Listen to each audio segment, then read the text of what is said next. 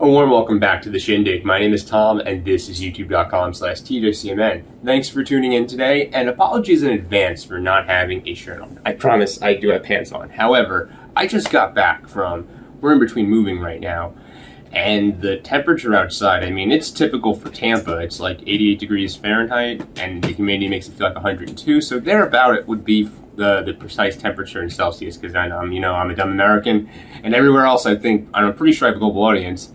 So most people use Celsius. It's 31 degrees Celsius, I believe, and the humidity makes it feel like 38. However, I think for the first time, in a long time actually, most of the world is actually in a period of a prolonged heat wave, historically actually, if you count Europe and some parts of the Midwest up further above, because here I am in Tampa. But for a change, Florida is actually not one of the hottest places, at least not even in the States, let alone the world at large. There's like temperatures going into the 40s Celsius, which is like over 100 something degrees, which that's pretty nuts. I'm not sure if you all knew, by the way, I learned this a couple of days ago. Humidity actually down in Florida prevents the temperature. It might feel like it's over 100, but it rarely actually ever goes above 100. So I mean, a little fun factoid, but I digress.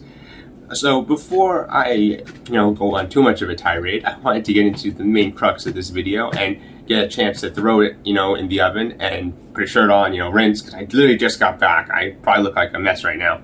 But I have a taste test and review of something I've really been looking forward to, and that is this brand new, I think it came out less than a year ago, version of the Red Baron pizza. And beyond the fact that I love history, I also love pizza, and I'm sure most of you guys and gals probably have similar sentiments, but this is a new version. It's the fully loaded, and this is the 5-cheese version. They also have a pepperoni and a supreme version if you're into that type of thing, but I like, cheese right now, especially 5-cheese, and, I want to have something light. I probably will try the other ones maybe in a future segment, but especially with this one, because I love deep dish pizzas, and they have the singles, but they never really had up until now a full big pie, and this is, when they say fully loaded, they mean fully loaded. Just take a look at this box. Look at the beauty. It's pretty big. But in this segment today, I want to do a taste test of this, and also obviously give my impressions and a review. It came out less than a year ago, I believe. I know plenty of people probably already posted their takes on it, but I figured I'd throw my hat in the ring on this one, especially since I love pizza and history, especially since also I've been eating Red Baron pizzas for a very long time, so maybe it will sponsor me in the future. Who knows? But not sure if you knew, but obviously, he probably never expected to be the face of a pizza brand, but the Red Baron, who's the logo and the namesake of this brand, is actually Manfred von Richthofen, who was a famous World War I fighter pilot, and actually is, I think, the ace of aces. He's, I think, one of the highest scoring fighter pilots in the history of aviation, with over 80, I think 81 precisely, confirmed kills. He served in the German Air Force in World War I, and was, a legend, honestly. I'll have my own segment, I think, on him. I think his death was pretty tragic, and his legacy, he is definitely one of those larger-than-life figures. The fact that he's the face of a pizza brand in America in the 21st century, over 100 years after he is passed at the end of World War I, should say everything you need to know. But I digress. So let me open up the box really quick, and then throw this in the oven, jump in, rinse really quick, and then I'll put a shirt on so I can eat and demo this a little bit more, professionally. But here, let me open the box. That's the unboxing for you. And then you got the pizza right here, frozen, obviously. I literally just took it out of the freezer. And you want to throw it, obviously, nuke it into the oven. I'll do it in a second. They recommend using a pan, but listen, we're in the middle of moving right now, and I don't have time for that. I don't have a pan at hand. I already packed everything. So I'm just going to throw it in on the rack, have it do that. But recommended, though, is the pan, I think, for a more crisper sort of crust. But nonetheless, I think it'll still be good. I'm going to do that in a moment and then transition through a drum cut. And then I'll join you guys in a few more moments. Once it's done, I'll show you it and I'll give you guys my impression. All right, so I'm back. Hopefully that transition was smooth enough. And I actually have the pizza. It came out of the oven just now, fresh and hot. And if you notice, I put some cayenne pepper on it, but I wanted to, don't want to drop it, but I wanted to show you it before I take a, pizza cutter and slice it open. So here it is, actually. You get to look at it. I know this is not the most professional angle, but I just wanted you guys to get a look at it in all its glory. So let me slice it up, and I'll be back with you all in a moment so I can show you the test. Alright, again, I'm back for the third time. Sorry for the delay. Or maybe it's the second time if you don't count the introduction. Who's counting though? And I have the pizza slices right over here. Trying to get the right angle. And now it's time for the taste test. So let's begin. This is the best part.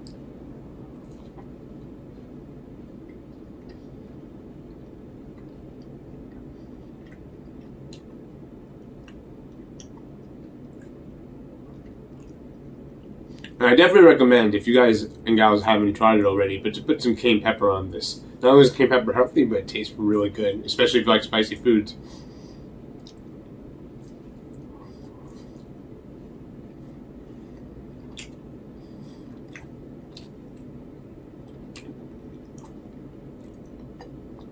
So not to talk with my mouth full, obviously, because it's not polite, as mother has always told me, and my dad, I think, too.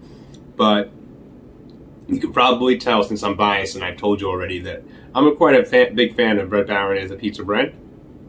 I mean, I like DiGiorno too and a few others, but I think Red Baron in particular, I have some very fond childhood memories, along with the Ilios, of after school, my parents cooking it up, or Friday night pizza after, a long week of school. Something to look forward to, especially if you're a teen or adolescent, So I'm sure you could tell by my tingling taste buds and the expression on my face, I give it the seal of approval. But again, maybe I'm a little bit biased.